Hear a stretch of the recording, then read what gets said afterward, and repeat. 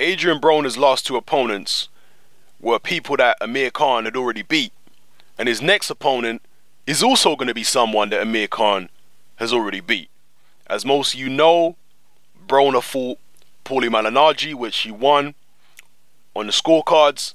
And then he fought Marcus Maidana, which he lost on the scorecards.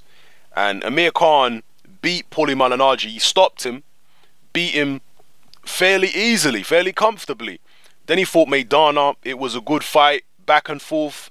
But Khan deserved to win on the cards. I don't think there was any real dispute about that. The only dispute was maybe the referee, according to some people, helped Amir Khan in the 10th round survive being hurt. But other than that, in terms of the scorecards, Khan won that fight, and he certainly did better against Maidana. A hell of a lot better than Broner did. There's no doubt about that. So Broner's next opponent is Carlos Molina. This is a guy who Amir Khan fought a couple of fights ago. And this is not the same Carlos Molina who's the light middleweight champion. This is a little guy. He's pretty much a blown up lightweight, maybe a blown up super featherweight. He's a very little guy. Anyone who saw the Khan fight will know. Doesn't have any power. Small guy. He's tough. I think he's a Mexican, I believe. Or Mexican descent anyway. So it's a rehabilitation fight for Adrien Broner. It is another one of Khan's leftovers. But I'm not one of these people who wants to be overly harsh and critical of fighters taking essentially rehabilitation fights. I'm not overly critical of fighters doing that, because boxing is a psychology, is a very important thing in boxing, the mental aspect. And Broner's coming back from a humiliating defeat. Not just humiliating in the ring, but humiliating in terms of the public backlash that he got after that humiliating defeat in the ring. And you can say that he brought it all on himself. He may well have done. But the fact is, mentally, he has to try and get over all this stuff. And it's very difficult. A guy in the public eye being ridiculed all over the place, as well as having a humiliating defeat in the ring.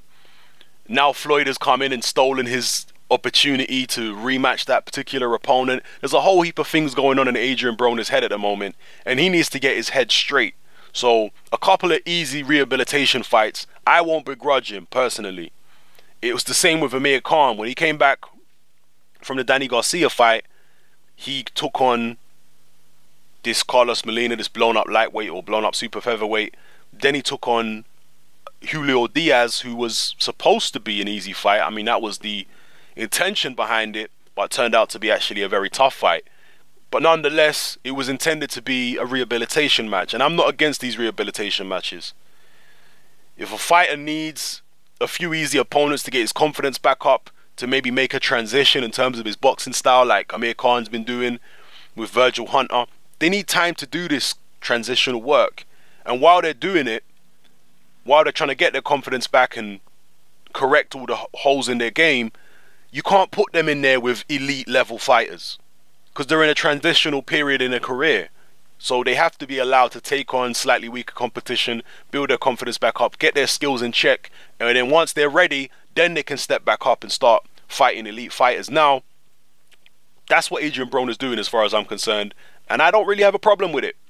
And Khan, to a certain extent, is doing the same, although people do point out he's willing to fight Floyd, but yet he's not willing to fight people like Keith Thurman and a bunch of other opponents who apparently were offered to him. Kell Brook is another one. He's not willing to fight these people because Khan wants to try and leapfrog all those guys and go straight to a Floyd title shot. And people can blame Khan for that and say he should be fighting better competition, he should be earning his spot. But at the same time, Floyd is the one who's stringing him along. Why doesn't Floyd say, okay, Khan, go and fight Keith Thurman. If you fight Keith Thurman and beat him, I'll fight you. What Floyd did say is, if you fight Broner and beat him, I'll fight you. But Broner don't want that fight. So, you know, Floyd should tell him specifically, fight Keith Thurman and I'll fight you, or fight this person. But it seems that Khan believes he can still get a shot at Floyd by fighting someone like, God, what's the name of the guy he's fighting now? I forgot the name of the guy. Oh my days. The guy's name has gone off top of my head. The Southpaw from Brooklyn. My God, I've forgotten his name. My memory's so bad these days, man. Hang on. Let me. Collazo. All right, I was nearly gonna look it up. So yeah, Collazo again is, in Khan's mind, is probably the easiest fight that Golden Boy offered him, because they would have offered him Collazo. I'm not sure about Sean Porter. Sean Porter's taking on Malignaggi anyway, so Porter is not exactly fighting the toughest competition out there. So I'm sure he would have offered him Keith Thurman, a bunch of other fighters. Khan decided not to go down that route. It is what it is. But Broner, yeah. So without digressing too much, Broner is doing something similar to Khan. He's taking rehabilitation fights, and I don't really have a problem with it. I know a lot of people are going to criticize it. Yes, they are Amir Khan leftovers, and that is interesting because for a long time, Broner was seen as a better fighter than Khan by a lot of the Broner fans. They were the same people. A lot of the Broner fans were also big-time Mayweather fans, and they were ridiculing people like Amir Khan and praising Adrien Broner and putting him on pound-for-pound lists.